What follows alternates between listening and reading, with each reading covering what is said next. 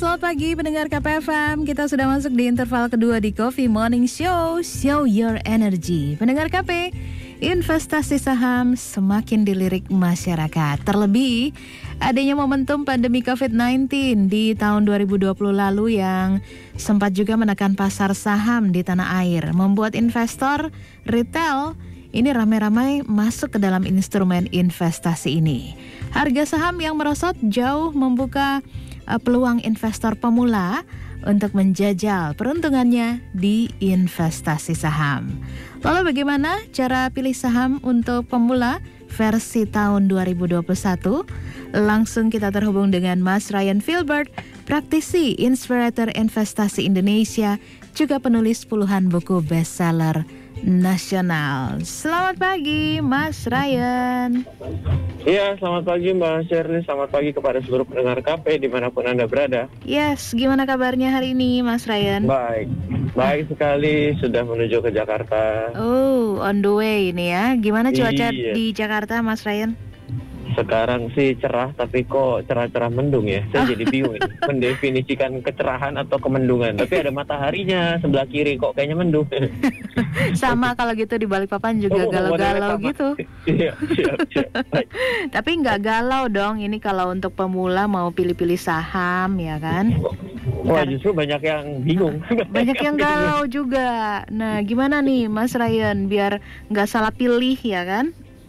Iya, bicara mengenai investasi saham ya, kalau kita bicara tahun 2021 ya, seperti yang tadi Mbak Syari kemukakan bahwa banyak investor akan corona ya, artinya investor di pasar modal Indonesia mengalami pertumbuhan cukup signifikan dari 2020 ke 2021 ya, karena kita semua sama-sama ada di rumah dan akhirnya kita mencari sesuatu bagaimana bisa tetap produktif di rumah ya.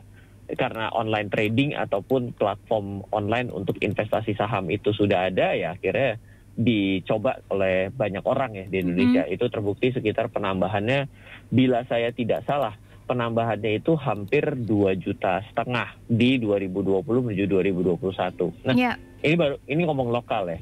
Ada beberapa catatan yang ingin saya berikan ya, bila ada yang menjadi investor saham di era tahun 2020, 2021 dan mulai mau berinvestasi.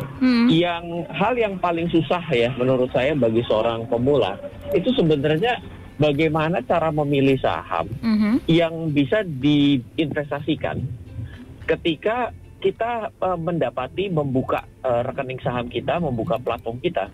Total saham yang bisa dipilih pada hari ini itu adalah 743 saham. Wow.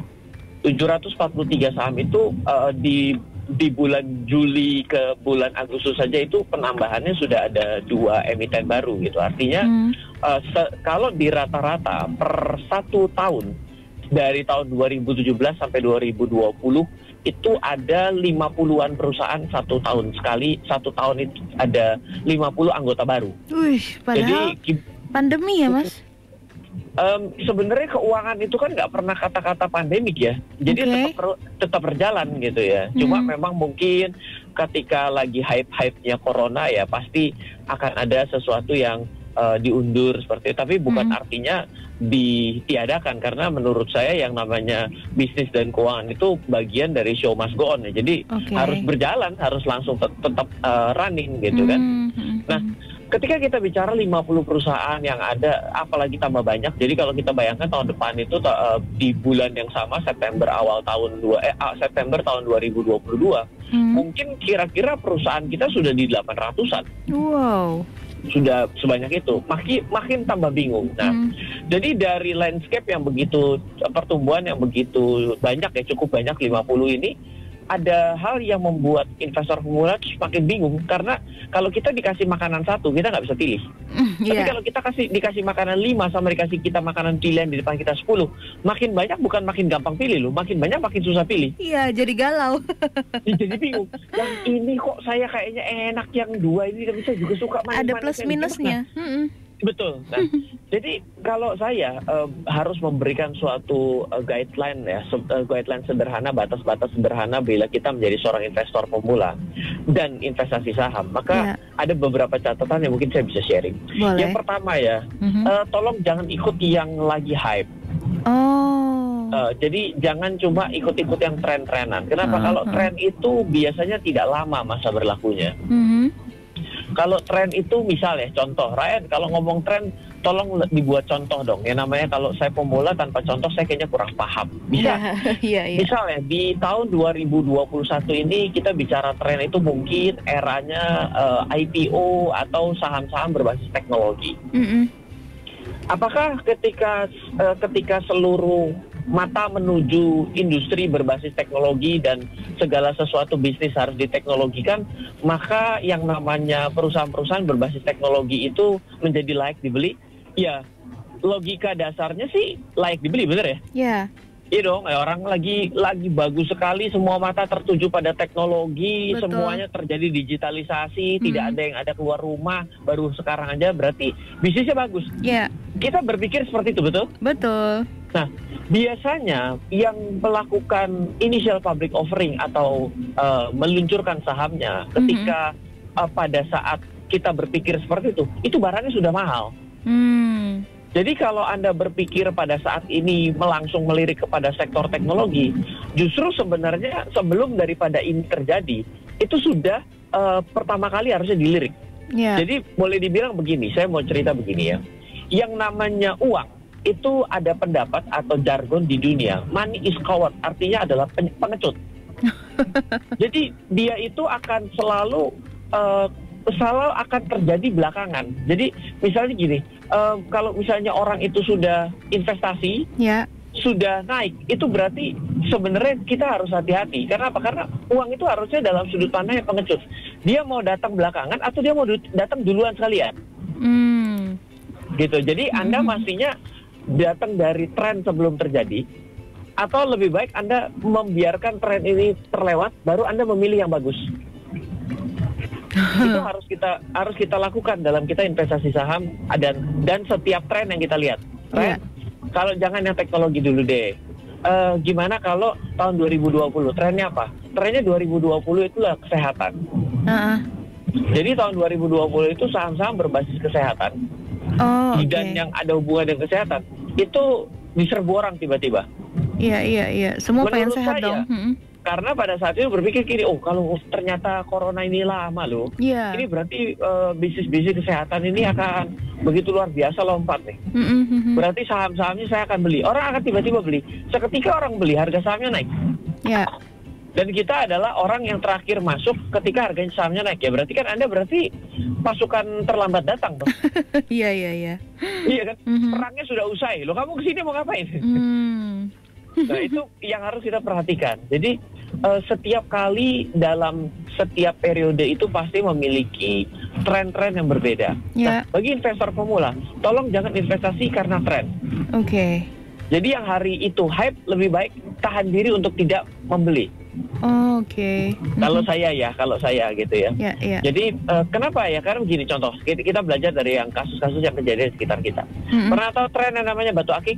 Oh, pasti. Hari ini sebegitu menjanjikannya? Enggak juga. Bukannya enggak banget kali. Sudah kembali jadi orang yang dari dulu pemain batu, ya tetap batu akik, tetap main. Iya. Gitu. Sama seperti ceritanya batu akik itu. Karena saya ini kan dulu rumah saya itu kan di sebelah dari kerajinan batu-batu alam yang memang sudah lama dan sampai hari ini ada. Jadi kalau misalnya nanti Bapak dan Ibu gitu coba lihat ya pendengar KP itu ada namanya batu ceper dan batu tulis di daerah Jakarta Pusat.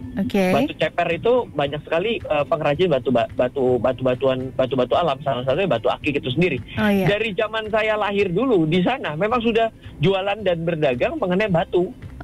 Dan jadi artinya ketika kemarin tren batu akik itu ya sebenarnya mereka sudah menjadi pemain itu sudah lama. Nah jadi beda sekali dengan orang-orang yang nggak ngerti apa-apa mengenai batu tiba-tiba ikut beli.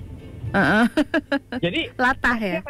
Latah. Nah itu yang bahaya ketika kita berinvestasi mempergunakan uang kita dengan kelatahan tren komoditi atau apapun yang ada di sekitar kita. Oke, jadi kalau dari saya, bila Anda baru hari ini ngelihat era teknologi, menurut saya dan era teknologinya itu adalah era teknologi yang rada kelewat.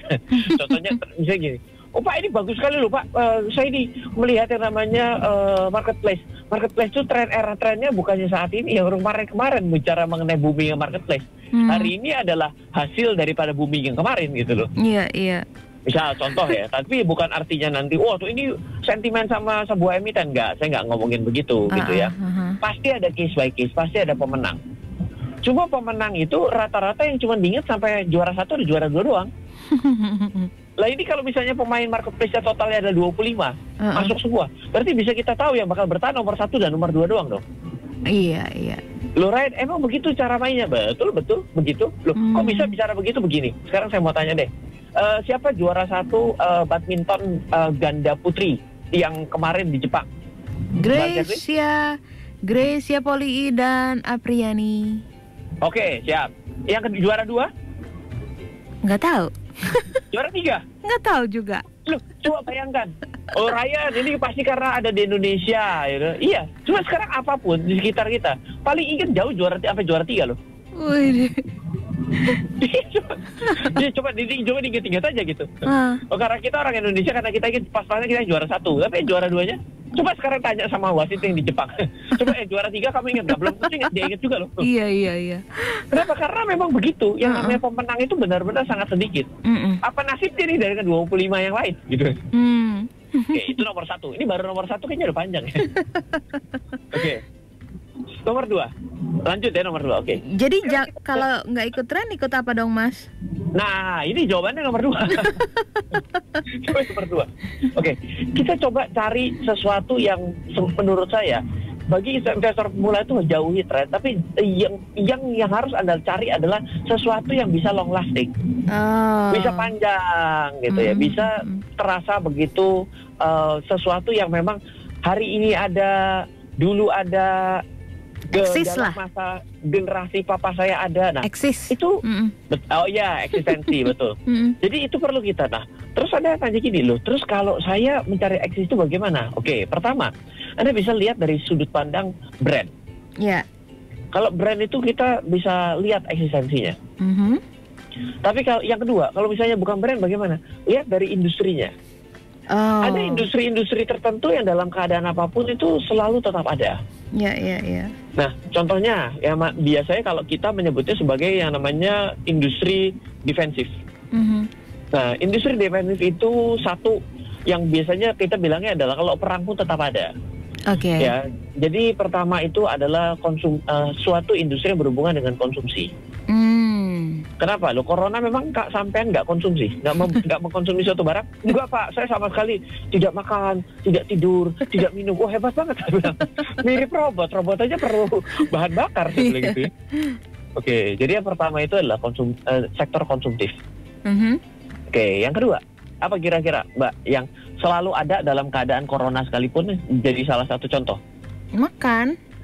Iya udah makan, konsumtif makanan. Oke ya, selain istirahat, olahraga. Oke, ya. Adalah ya ada hubungan dengan olahraga.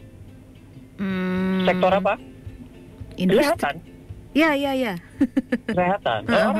Orang tetap sebenarnya dalam keadaan apapun, kalau sakit pasti akan cari obat. Kalau sudah tidak bisa tertangani akan pergi ke rumah sakit. Pasti. Ya, Anda beruntungnya ketika berbicara ini di masa corona, ya kok tiba-tiba dia menjadi industri yang hype juga. Jadi dia double gitu ya. Jadi dia boleh dibilang didapat keuntungan 2. Ya, jadi yang namanya sektor kesehatan. Oke. Lalu yang ketiga ada yaitu pendidikan. Iya, betul. Oh iya, tetap ada namanya Budi Utomo zaman dulu, betul nggak? Iya. Itu kan juga dalam keadaan perang, gitu ya. Oh iya. Nah, jadi pendidikan itu juga salah suatu sektor yang tidak bisa mati karena memang selalu akan ada, ya. Nah, yang terakhir ini adalah hiburan itu sendiri. Nah, hiburan itu sebenarnya ketika tadi bicara olahraga itu kan bagian daripada sehat, bagian dari hiburan. Betul.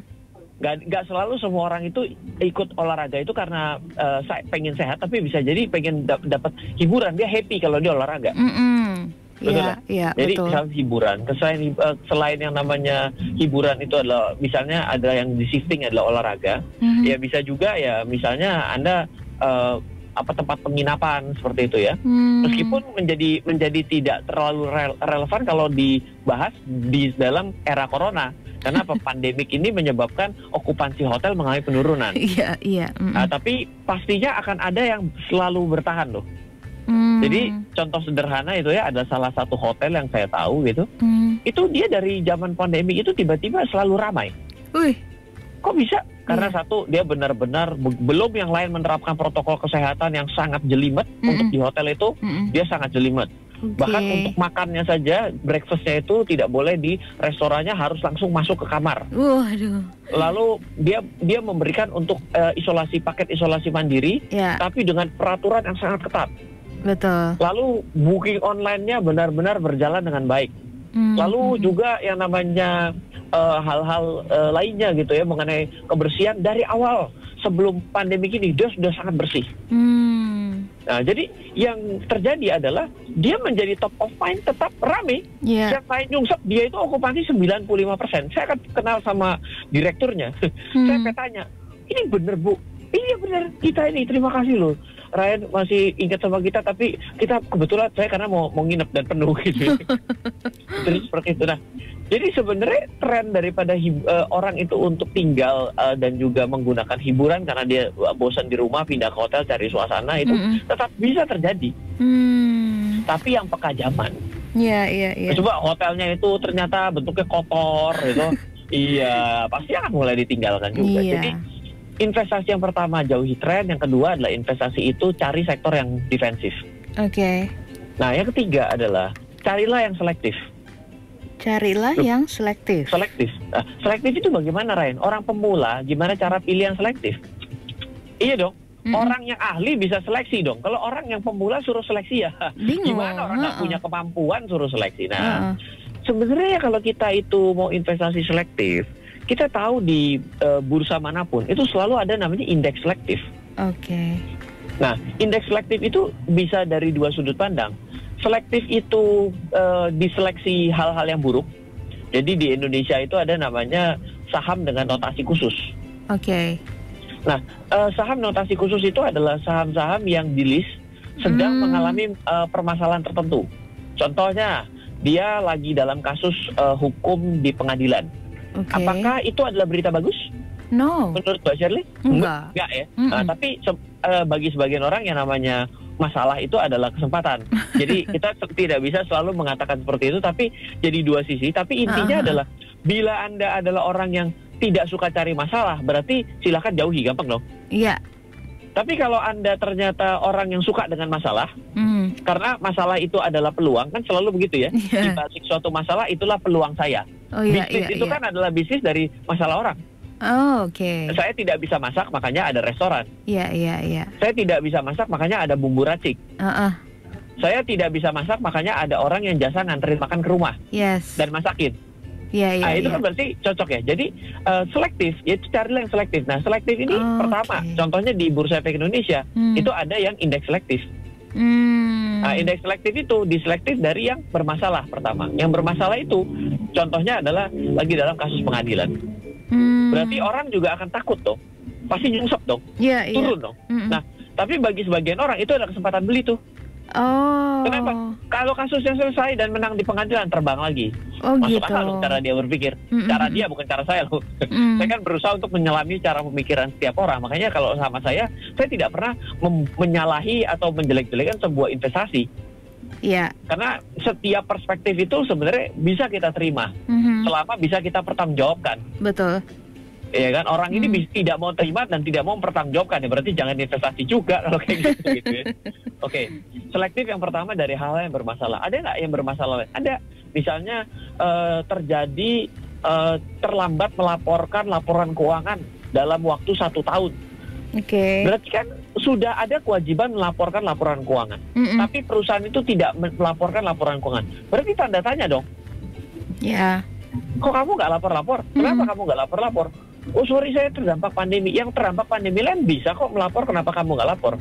Berarti ada tanda tanya dong. Itu selektif juga dari sana.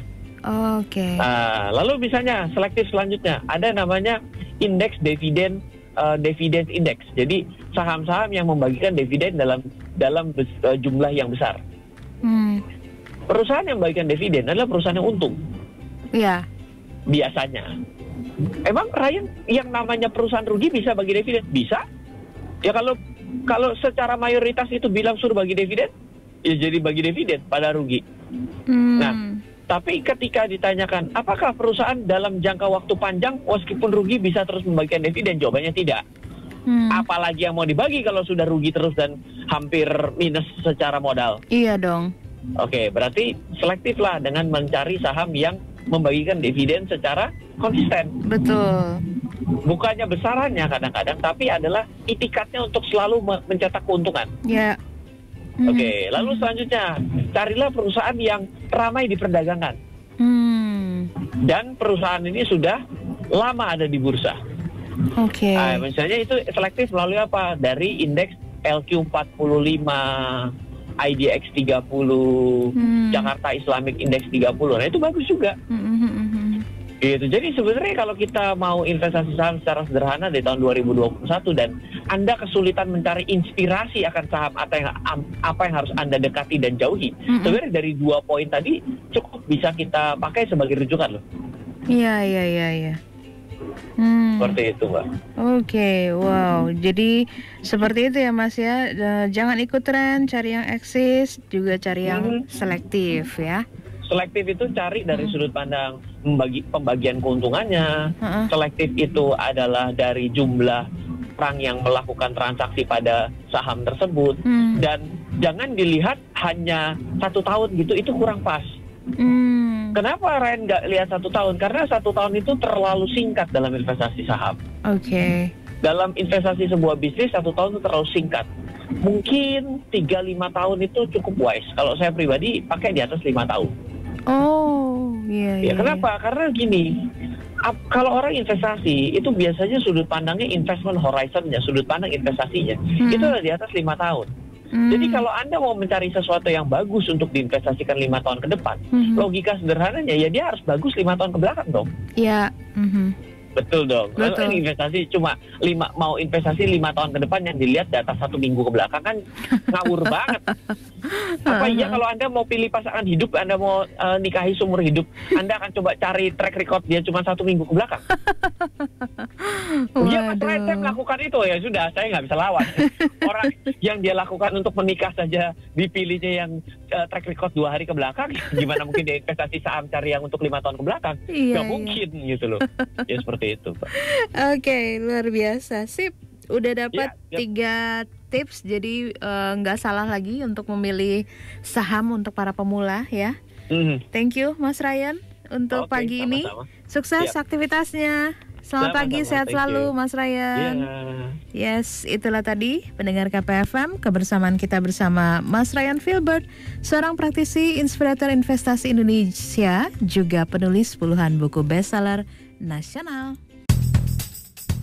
Halo, terima kasih sudah menyaksikan video di RF Channel on YouTube. RF Channel adalah channel edukasi untuk kita secara bersama-sama belajar dan mendapatkan aktualisasi mengenai investasi, keuangan, dan bisnis bersama saya, Ryan Filbert, dan tim. Add nomor WhatsApp saya di 0895 07 08 0789 0895 07 08 0789. Download aplikasi MyRF di Android atau iOS untuk mendapatkan artikel dan tema-tema khusus mengenai edukasi investasi, keuangan, dan bisnis pada aplikasi MyRF sekarang juga. Setiap bulan, saya bersama dengan tim memiliki kelas, mulai dari belajar trading dengan analisa teknikal, yang strateginya bisa Anda terapkan pada seluruh market, mulai dari saham, forex, hingga cryptocurrency, atau kelas investasi saham bernama Fundamental Camp. Untuk mengetahui kelas lainnya dan bertanya mengenai kelas, hubungi tim sekarang juga di 0852 882 6187. Sekali lagi, 0852 882 6187. Semoga terus bermanfaat. Dari saya Ryan Filbert, salam investasi untuk Indonesia.